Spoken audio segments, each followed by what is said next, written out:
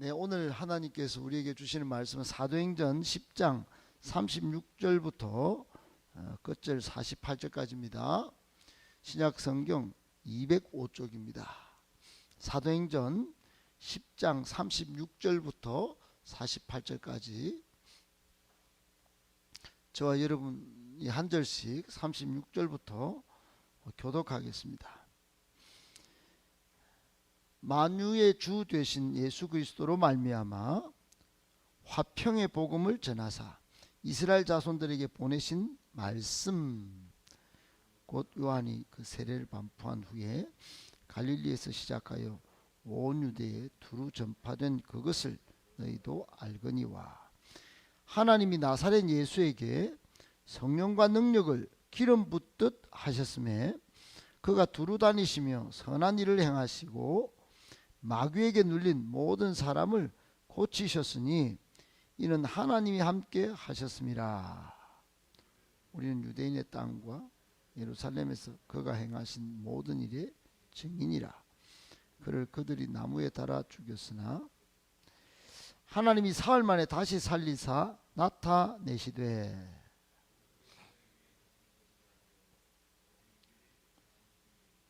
죽은 자 가운데서 부활하신 후 그를 모시고 음식을 먹은 우리에게 하신 것이라. 우리에게 명하사 백성에게 전도하되 하나님이 살아있는 자와 죽은 자의 재판장으로 정하신 자가 곧 이 사람인 것을 증언하게 하셨고 모든 선지자도 증언하되 그를 믿는 사람들이 다 그의 이름을 힘입어 죄사함을 받는다 하였느니라. 베드로가 이 말을 할 때 성령이 말씀 듣는 모든 사람에게 내려오시니 이방인들에게도 성령 부어 주심으로 말미암아 놀라니 이는 방언을 말하며 하나님 높임을 들음이러라. 베드로가 이르되 이 사람들이 우리와 같이 성령을 받았으니 누가 능히 물로 세례 베품을 금하리요 하고 같이 있습니다. 명하여 예수 그리스도의 이름으로 세례를 베풀라 하니라. 그들이 베드로에게 며칠 더 머물기를 청하니라. 아멘. 할렐루야. 반갑습니다. 한 주간 잘 이겨오셨고 이제 내일 주일인데 오늘 말씀으로 마무리하는 여러분을 또 내일을 준비하는 여러분을 주 예수 그리스도의 이름으로 축복합니다. 아멘. 오늘 3시쯤에 탈북 청년들을 인솔하여 우리 원미션 선교회라고 선교회에서 이렇게 차량을 2대 끌고 이렇게 옵니다. 요즘도 무슨 탈북 청년이 있나 저는 궁금해가지고 물어봤더니 러시아 쪽에 이제 일하러 나왔다가 거기서 이제 탈북을 한답니다. 그래. 북한에는 남자는 한 10여 년, 10년 가까이 군 생활을 하기 때문에 군 생활을 하고 이제 러시아 쪽에 가서 일하다가 이렇게 이제 망명을 해가지고 있다가 한국으로 오는 경우가 있답니다. 그래서 바로 탈북하면 뉴스도 나고 이럴 텐데 그렇게는 안 하고 이렇게 거쳤다가 이렇게 온다고 하는데 그동안 이제 하나원에서 우리나라 이제 국정원에 있는 그 교육기관에서 교육도 받고 또 한국에 정착할 준비도 하고 실제로 사상이 위장전향해서 이렇게 온 건지 이렇게 조사도 받고 이제 확인이 돼서 진짜로 탈북자로 인정을 받고 하는 청년이라고 합니다. 한 8명 정도 오고 인솔자 한 4명 이렇게 올 텐데 우리 뭐 이렇게 준비하는 사람들이 좀 준비해서 이렇게 섬기고 또 이 대한민국 사회가 자기들도 경쟁이 치열하고 그런 줄 다 알고 있다고 합니다. 그래서 대구에 있는 청년을 어떻게 살고 또 어떻게 미래의 인생을 준비하는지 그게 궁금하기도 해서 이런 시간을 가졌다고 하는데 여러분 나중에 기도 많이 해주시기 바랍니다. 오늘 말씀 세 가지로 정리해서 묵상하겠습니다. 첫 번째, 진정한 평화는 오직 복음으로만 가능한 것입니다. 여러분 사람이 평화를 누린다, 또 화평한다, 이 이야기는 서로가 서로를 인정하면 사람끼리는 평화할 수 있습니다. 근데 우리 근본적으로 인간과 인간, 죄인이 평화를 유지하는 길은 사실은 없습니다. 더더군다나 하나님과 화평을 누리고 평화의 관계로 들어간다는 것은 죄인이라면 불가능한 것입니다. 애초에. 그래서 로마서 5장 1절에 보면 그러므로 우리가 믿음으로 의롭다 하심을 받았으니 우리 주 예수 그리스도로 말미암아 하나님과 화평을 누리자 그랬어요. 하나님과 화평을 누리는 길은 다른 말로 하면은 예수 그리스도 밖에는 없다. 예수 그리스도로 말미암아, 즉 복음이신 예수님으로만 하나님과 화평을 누리고, 또 더 나아가서는 죄인된 인간과 인간이 만나도 인간과 인간이 화평할 길도 예수 그리스도로 말미암아 가능하다, 이 말입니다. 그걸 모르는 사람들이 쉽게 정치적으로 손잡고 나라끼리도 손잡지만은 지금 온 세계 외교가 엉망이 되어 있고 전쟁 소식이 가득하고, 한 나라도 지금 남과 북, 동, 서, 여, 야, 노, 사 곳곳에 싸우죠. 심지어 교회도 싸웁니다. 그러니 인간과 인간이 진짜 화평을 꾀하려면 예수 그리스도를 제대로 믿어야 이게 화평, 평화의 관계가 된다 하는 것이 자명해지는 것이에요. 하나님과 화평을 어떻게 누리느냐? 무조건 예수 그리스도 복음을 쫓아야 됩니다. 오늘 36절에 베드로가 지금 그 설교를 고넬료 가정에게 하고 있는 거예요. 고넬료는 로마 군대 고급 지휘관인데 그 가정과 친척들을 다 불러놓고 지금 베드로 사도를 초빙을 했는데, 베드로 사도가 와가지고 이제 특별 설교를 지금 하고 있는 거예요. 설교를 하면서 여러분 하나님께서 여러분에게 저는 처음에 올 마음도 없었는데 하나님과 화평을 누리도록 하셨고, 우리 죄인들은 하나님께 갈 수가 없는데 만유의 주 되신 예수 그리스도 말미암아 화평의 복음을 전하게 하셔서 제가 이리 왔습니다. 그래서 36절에 그런 거예요. 화평의 복음을 전하사 이스라엘에게 전하신 말씀을 여러분들도 아마 들었을 것입니다. 그러고 지금 이야기하는 겁니다. 한마디로 말하면 우리가 알고 있는 거 똑같은 거예요. 원래 죄인된 인간은 하나님께 갈 수가 없는데 예수 그리스도로 말미암아 이제 관계가 회복 불가능인데 회복하게 됐다. 오직 예수 그리스도로 말미암아 이렇게 됐으니 우리 유대인도 하나님과 관계가 회복되고, 이방인 고넬료 당신 백부장과 당신 집안도 이제 예수 그리스도로 말미암아 하나님과 관계가 회복되었다. 이걸 지금 명확히 하는 겁니다. 설교 때. 여러분 우리도 우리만 구원받는다 생각하면 이거 굉장히 아집이에요. 편견이에요. 우리 주변에 우리를 힘들게 하는 사람이 혹 있다 해도, 원수 같은 사람이 있다 해도 그 사람도 하나님과 관계가 회복되어야 합니다. 저 북한도 하나님과 회복되어야 돼요. 러시아와 중국도 하나님과 관계가 회복되어야 돼요. 오직 복음으로는 이게 모든 것이 가능합니다. 그래서 여러분 순교자들이 그 힘들다는 그 목을 자르는 곳에도 들어가서 복음 전하는 거예요. 그 사람들도 하나님과 관계가 회복되어야 진정한 평화가 오기 때문에 그렇습니다. 여러분 진정한 평화 예수 그리스도로 가능합니다. 그럼 설날 때 우리 핍박하는 가족 친지가 있다면 어떻게 해야 합니까? 때려 죽일까요? 여러분 그렇지 않습니다. 빨리 복음 전해야 합니다. 그래야 진짜 평화가 오는 것입니다. 가족 식구 간에도 진짜 평화는 화평하게 되는 길은 복음으로만 가능하다 하는 거 꼭 기억하고, 여러분 시도 때도 없이 눈물이 나도 억울해도 복음이 들어가도록 또 복음 전할 그런 기회를 잘 잡으셔야 합니다. 꼭 기억하시고 오직 복음으로 우리 모두 평화를 누리시기를 예수님의 이름으로 축복합니다. 아멘. 두 번째, 우리는 예수 그리스도의 증인으로 살아야 합니다. 여러분 우리가 다 사는 게 똑같지 않습니다. 살아도 복음의 증인으로 사는 사람이 있고, 대충 복 받으려고 그냥 이기적인 욕심으로 교회 나오는 사람이 있습니다. 이렇게 다 같이 교회 다니는 사람 같지만은 어떤 사람은 이기적인 거고, 어떤 사람은 사명자, 곧 하나님이 인정할 만한 아주 이타적인 삶, 복된 삶이 되는 것입니다. 엄청 차이가 큰 거예요.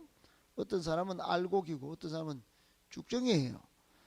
오늘 베드로는 화평의 복음을 전하는 것에 대해서 설교한 후에 37절 38절에 세례 요한에게 세례를 받으신 예수님 이야기도 하고, 또 예수님이 3대 사역을 직접 하셔서 가르치고 또 복음을 전하시고, 심지어는 치유, 귀신도 쫓아내고 사람도 고치신, 그래서 하나님 나라가 이루어진 이 일에 대해서 이야기를 하면서 39절에 보면 우리는 이런 예수님이 행하신 일을 직접 보고 눈으로 보고 확인하여 전하는 증인이다. 이 모든 것을 체험한 증인이다. 직접 봤다는 거예요. 직접 예수님이 가르치고 전파하고 치유하고 귀신 쫓아내는 이런 거를 직접 봤다는 거예요. 직접. 여러분 그랬습니다.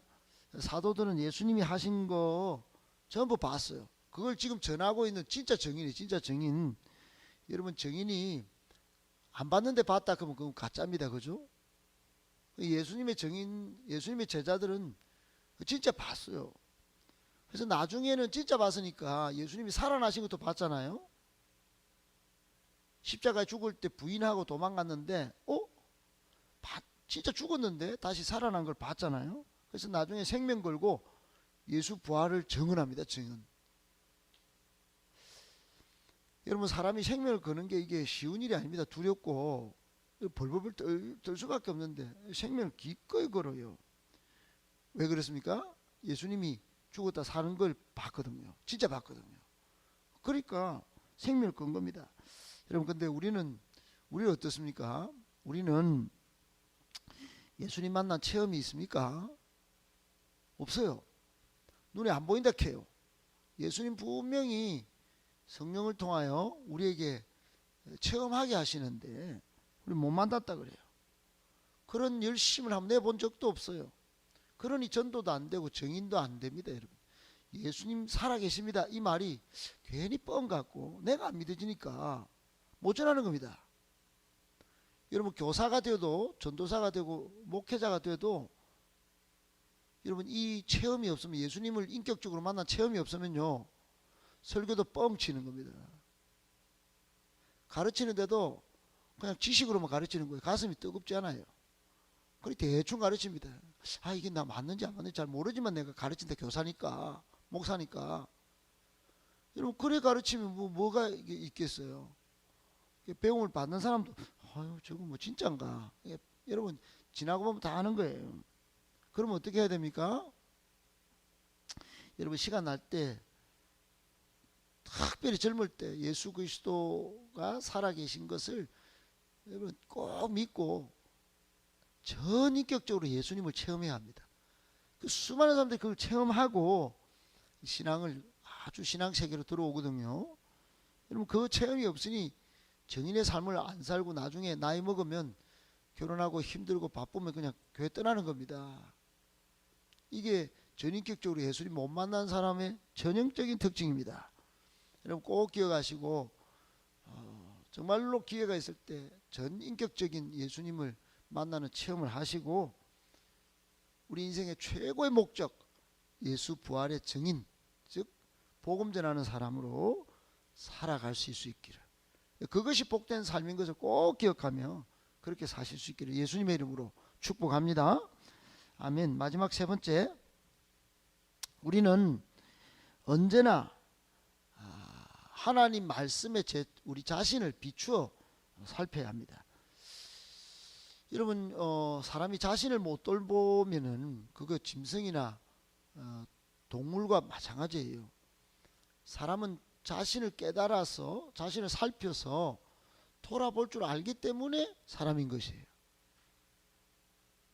사람이 자신을 돌아볼 줄 모른다. 참 이게 사실은 이 우스운 겁니다.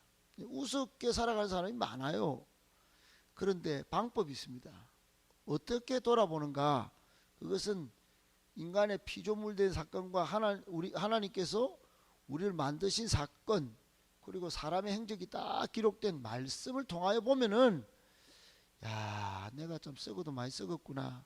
세상이 이래 흘러가고 이렇게 됐구나. 이래 살면 안 되지. 심지어 전도서를 읽으면서 솔로몬도요, 그렇게 부자로 살아봤고 여자도 많아봤고 술과 부귀영화를 누렸는데 헛되니 모든 것이 헛되도다. 그리고는 맨 마지막에 사람이 선악간에 어떻게 될지를 하나님이 다 살피셔서 나중에 다 판단하시랴 심판하시랴 이런 말씀을 솔로몬이 하는 거예요. 여러분, 그러니까 솔로몬은 나중에 드디어 말씀을 통해서 자기 자신이 어떤 존재인지, 세상이 얼마나 헛된지를 알았어요. 오늘 42절 43절에 베드로가 예수님이 구원자고 또 우리 믿음의 근원이라는 사실을 설교한 후에 44절에요, 이 말씀을 전하는데 성령님이 임했어요. 이런 적이 없었어요. 유대인들의 머릿속에는 아니, 말씀 전하는데 성령이 임할 리도 없고, 특별히 고넬료가 어떤 사람입니까?